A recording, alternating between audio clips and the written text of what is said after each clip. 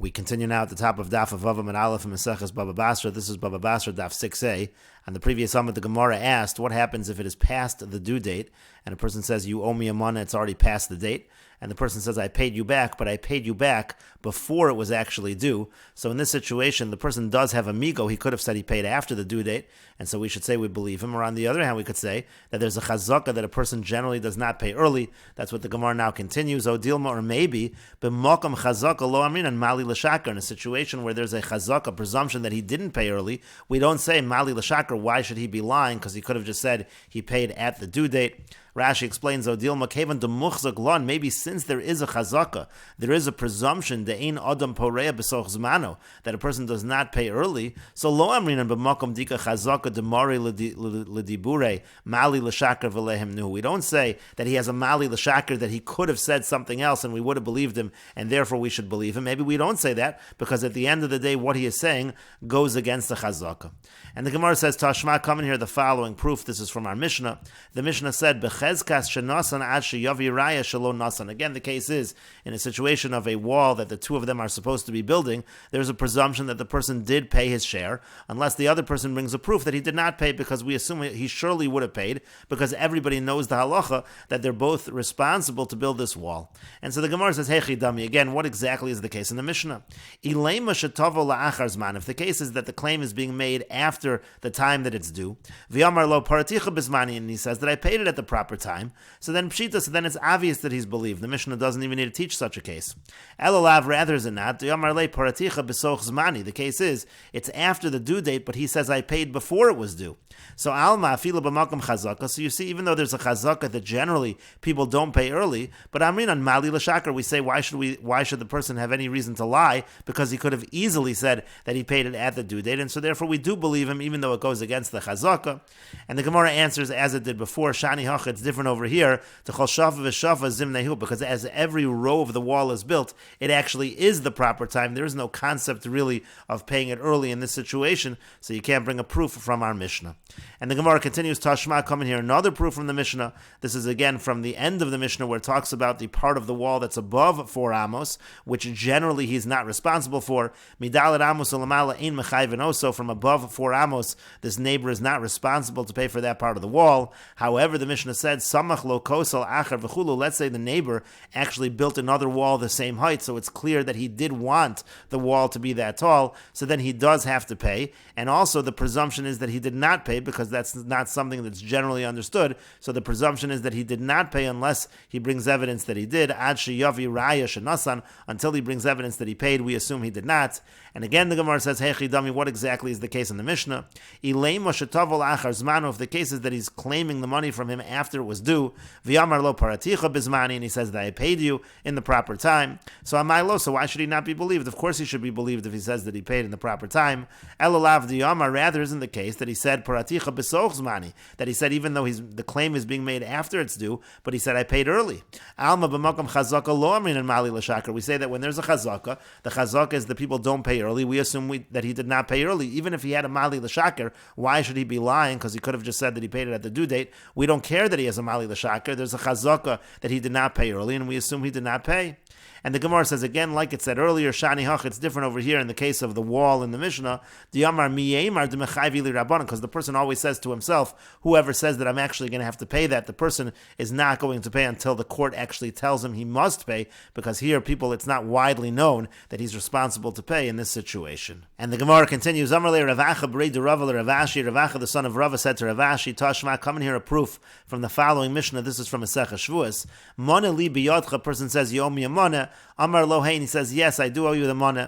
L'machar, the next day, Amar lo teneu li, he says, give it to me, give me the money you owe. Im amar nisativ lach pater, if he says, I gave it to you, so then he's pater. Ein lach biyadi, but if the way he phrases it is that I don't owe you anything, so then chayev, so then he's chayev. So what exactly does this Mishnah mean?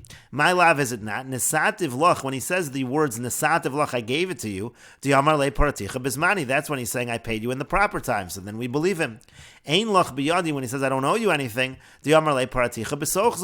So then he's saying that I paid you before the time, and that's why we don't believe him in that case. It says he's obligated. So we see that in a situation of a chazaka, lo armin and mali l'shakar, we don't say mali l'shakar. Rather, we say there is a chazaka that he did not pay early, and we follow that chazaka.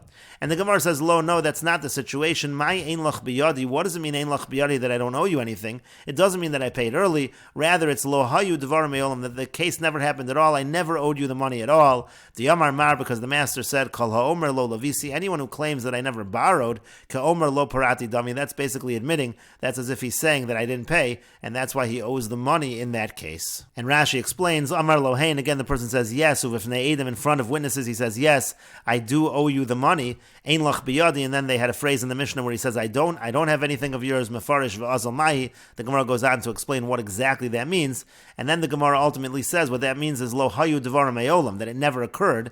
Hilka chayiv l'shalom, that's why in that particular case he is chayiv to pay. Sharei yesh edim shahoda lo b'fneim, because there are witnesses already that he admitted that he owed the money. V'keva damar lo lavisi, and if he's now saying that I never borrowed the money, modehu shelo para, he's essentially just admitting that he didn't pay, but we already know there was a loan. Shekol mi she'eno lova eno pare, because if a person didn't borrow, he certainly didn't pay. Hilkach ke'omer lo parati dami, therefore it's as if he's saying he's admitting that I didn't pay.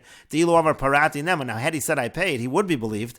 Afilu lova b'fnei edim, even if the borrowing was done in front of witnesses, he's believed to say I paid. The kaimelan, because we've established b'shvuas and Mesechet shvuas, hamalves chaver be'edim, if somebody lends his friend money with witnesses, ein tzarich leporo be'edim, there's no requirement that he pay it back in front of witnesses, and therefore he would be believed to say parati. But if he says lo lavisi, if he says I never borrowed, that's as if he's admitting that I did not pay it back. And the Gemara continues at the two dots. The Mishnah said, "Samach lo kosel acher." Let's say the reluctant neighbor, the person who did not want to build the high wall, he puts another wall nearby that indicates that he wants to build a roof connecting the two walls. So it indicates that he does prefer that this wall is high. So then megalglin olav esakol, then he has to pay the entire wall, meaning he has to pay his share for the entire wall, even the part that is higher than 4 amos. And the Gemara says, Amar Rav Huna says, Samach lepalga, let's say he has this wall near halfway, but it's not built up the entire height of this wall. That's good enough. Samach lekula, that's considered as if he has a nearby wall for the entire height of the wall, and he has to pay for again the entire height of the wall. Rav Nachman Amar, but Rav Nachman says, Lamai de samach, whatever he put nearby, that's what he has to pay for. Lamai de lo samach, but whatever he did not put nearby, if his wall is not as high as the other wall, he only has to pay up to the height of his wall, and no more than that. And Rashi explains, a samach lepalga, let's say he puts nearby halfway, shalohaya kosel chadash aruch, kakosel harishon, that this new wall that was built is not as long as that first wall, elo bechetzio o begovo, either it's halfway, or let's say we're talking about the height, lo higia legovo shel rishon, it's not quite as high as the first one. So in all of those kinds of situations, Rav Huna says, samach lekula, it's as if again he put a wall nearby that was the entire height or length of that other wall, chayiv litan lo chelko bekosel harishon, he has to pay his portion of that first wall, ki'ilu samach kosel sheni keneged kol harishon, as if he has put that second wall corresponding to the entire height or length of the first one. Tekevan de hischil sofo ligmor, since he started, he is going to complete the wall. V'yitin tikra, he does plan on putting on a roof. Utnan alpha bishalo nosan olav tikra nosan miyad, and it said in the Mishnah, even though he hasn't yet put up the roof, still he has to pay immediately the whole thing. And the Gemara continues, Umoder Rav Huna bekarna v'lufter, Rav Huna would admit in a situation where it's built in the corner with an attachment. Rashi explains, Umoder Rav Huna bekarna v'lufta bechibor shebekeren zavis, meaning he has an attachment by the corner. Lufta chibor, lufta means to say an attachment. Harei shaya sof beiso shel Ruvain. The case over here is, let's say the end of the house of Ruvain is dovuk lekosel zeh shebein shtei chatzeros. It's connected to this wall between the two courtyards.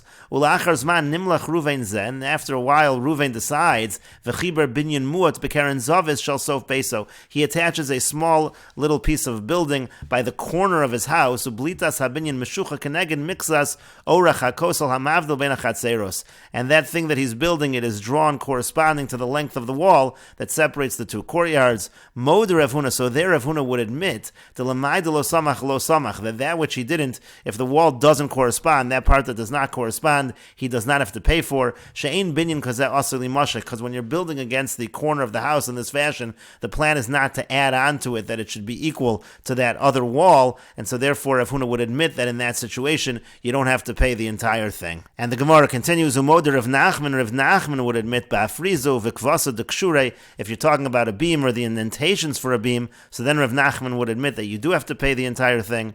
And Rashi explains, Umoder Rav Nachman Ba'afriza uva'akvure kashure, l'inyan gova d'kamer Rav Nachman, in terms of the height, that Rav Nachman was saying, D'lamai lo samach, that Rav Nachman said that if he didn't put a wall nearby that was the entire height, so he doesn't have to pay for more than the second wall. Modehu shem asa bekosel shesamach mokom hanochas rashe koros aliyah al pnei kula. Rav Nachman would admit that if in this wall that he built near the other wall, there's a place to put these beams corresponding to the entire thing. So then sofo lahagbio od kashir gov aliyah. Clearly, he is intending on raising the wall to be the same amount as the aliyah v'nichole begova de kosel rishon, and he wants that first wall should be that high because his entire plan is to build upward. V'nosein chelek b'chol gava. So then he does have to pay for the entire height of the wall. He has to pay his portion. Afriza is eitz aruch v'av. That's a long beam of wood that's thick. Shenosen al pnei kol orech hakosel, that he's putting along the entire length of the wall. Lahaniach olav rashe koros. He's going to put beams on top of that. Umegin aleim shelo yirkavu machmas lichluach hakosel. And this is a way of protecting that they shouldn't rot. Uveloshen mishnah kari maltisin umisha ein lo eitz av osachorim b'kosel. Now, if you don't have this kind of a board of wood, so you make holes in the walls, you make these indentations. V'nosin esarim ketanim lemalo lemata, and you put small boards above and below. V'litzdaden into the sides. Umeiniach besocho rashe koros, and then you put in there, you put the tops of the beams. V'hainu akvasa d'kshuri. That's the akvasa d'kshuri. And the point is, again, in such a case, it's clear that you do intend to use that entire height of the wall, and so he has to pay for his share in the entire height of the wall. And the Gemara continues, Amar Rav Huna says, Beikavi lo have a chazaka. Beikavi is not considered a chazaka. V'afagav da'avid le himlati, even though himlati were made. And Rashi explains, Beikavi lo have a chazaka. Shimon shehigbia kosel hacholik b'chotzer. If Shimon has this wall, and he builds a tall wall that divides the courtyard, l'mala midal amos, he builds it higher than the standard 4 amos. V'aso bo chalonos letzad Ruven, and he makes windows in the wall towards Ruven's side, lahanochas rashe koros, essentially holes in the wall where he can place beams, where Ruven will be able to place beams. Kemoshe Rashi, as I explained above, lo have chazaka lagabe Ruven lemor anisiatach lahagbio. That's not considered a chazaka in terms of Ruven, that Ruven can now claim I was involved in building this high wall, and therefore it's clear that I already paid for it. Sheilule shesiatech lo hayisa osali hanochas koros, because if not for the fact that I was involved in helping in building it, you wouldn't have had a place for me to place the beams. Because the whole point of having those holes in the wall is that if I should want to build another wall parallel to this wall, I'll be able to put a roof there. And even though there are himlati there, which are thick boards, that you put on the sides of the holes, it's a way of protecting the top of the beams. Reuven can't claim that if not for the fact that I assisted with the wall, you wouldn't have done this for me. That will be a way that Reuven can claim that he must have paid for his portion of the wall, but that's not the case, says Rav Huna. That's not considered to be a chazaka. And the Gemara continues, why is that not considered to be a chazaka? D'yamar lei, because he can say to him, meaning Shimon can say back to Reuven, Amin, I said to myself, L'chi payasta li, when we finally have an agreement, and you decide that you're going to pay your share, lo lisra ashisoi, so I didn't want that you should now build these yourself, build these kind of supports for the beam yourself, which would then cause a damage to the wall, and that's why I did that in advance. Rashi explains, Damar le Shimon dechi mefayes deli lo sisra ashisoi, amarti belivi, means to say, I said to myself, Shema timloch lismoch li kosel achar, maybe in the future you're going to decide to build another wall parallel, velose sticker you're going to want to put a roof on, which if I say ni b'mammon, and then you're going to pay me with money, b'mashik beiti, because of the fact that I built it nice and tall, lo itzrich lekalkel kosli, so I don't want my wall to be ruined, linkov bochorim, that you're going to now put in new holes, lahanochas rashe korosecha, in order to put in the beams, and that's why I did that in advance. And the Gemara continues, Amar Rav Nachman says, Achzik lehordi, let's say there's a chazaka that the person is allowed to place thin beams, lo achzik l'kshuri, that does not mean there's a presumption that he can put thicker beams there, l'kshure achzik lehorde, and if he has a presumption to put thicker beams, then he is allowed to use the thinner beams. We'll see Rashi in a moment. Rav Yosef says, Achzik lehordi, achzik l'kshuri, even if he has a presumption to put the thinner beams, he is now allowed to put the thicker beams as well. Iko di Amri, there are those that say, Amar Rav Nachman says, Achzik lahordi, achzik l'kshure. If he has a presumption that he could put the thinner beams, he is allowed to put the thicker beams as well. That would be consistent with what Rav Yosef just said above. L'kshure, achzik lahordi, and also if he has a chazaka presumption to put the thicker beams, then he's allowed to put in the thinner beams as well.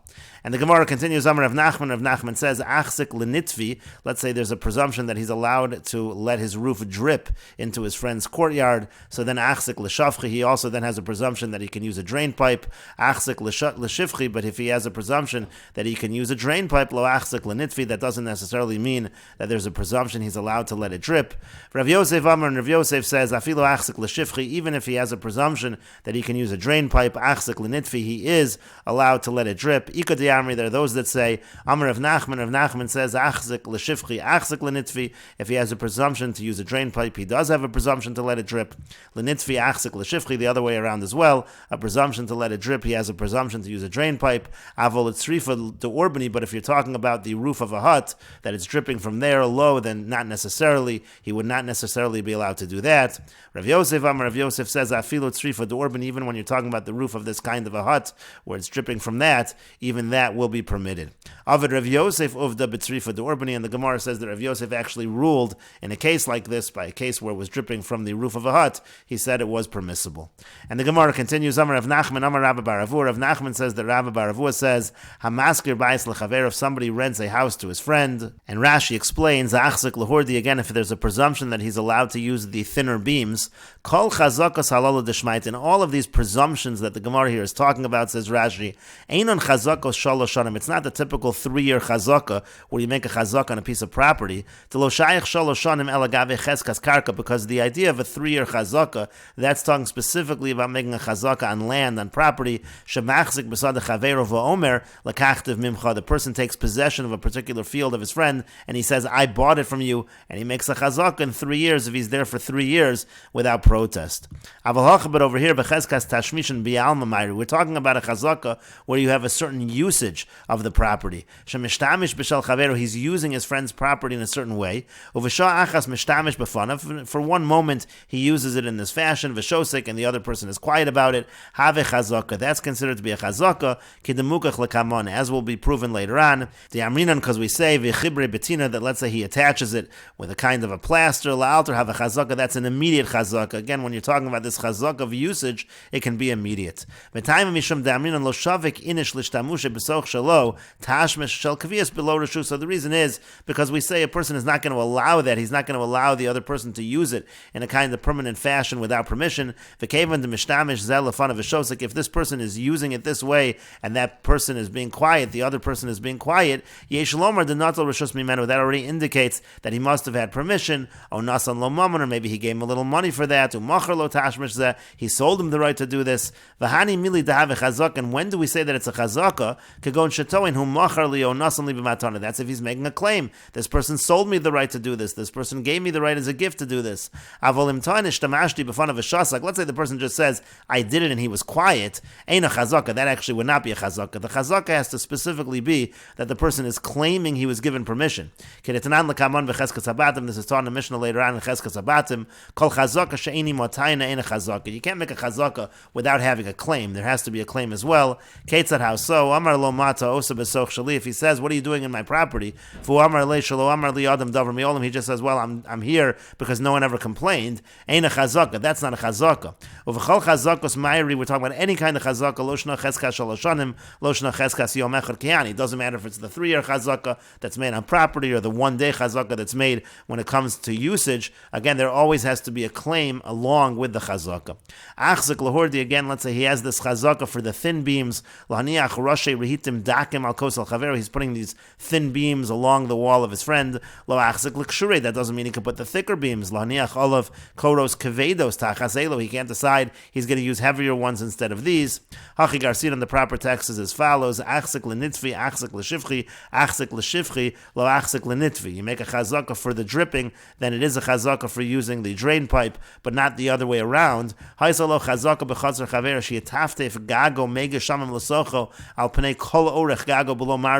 has a chazaka that it's allowed that the water can drip off his roof into his friend's courtyard, and there is no kind of drainage system, there's no gutter. If he has that, so then achzik l'shivchi, so then he could certainly use a drainage system as well. If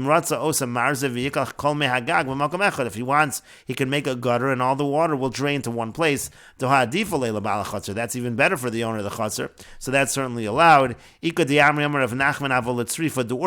are some that have the version that Rav Nachman said that if it's off the roof of a hut, that could be more problematic. Gag shel tzrif, shirdil balaz, shemechasen also ba'anfei arava. Over there they would have these huts that the covering would be made out of willow. V'hainu urbani, that's what urbani is. Umitoch shatif and smuchin ma'od, because of the drips are smuchin ma'od, meaning to say the drips come down in a very consistent fashion, very close to one another. Ein bal hachatzer yachol lishtamish tachteim. It becomes impossible for the owner of the chutzner to do anything underneath where it's dripping when it's dripping off this kind of a roof. That's why that is more problematic, and we will continue with this discussion in the next video on Daf Vav Amud Beis.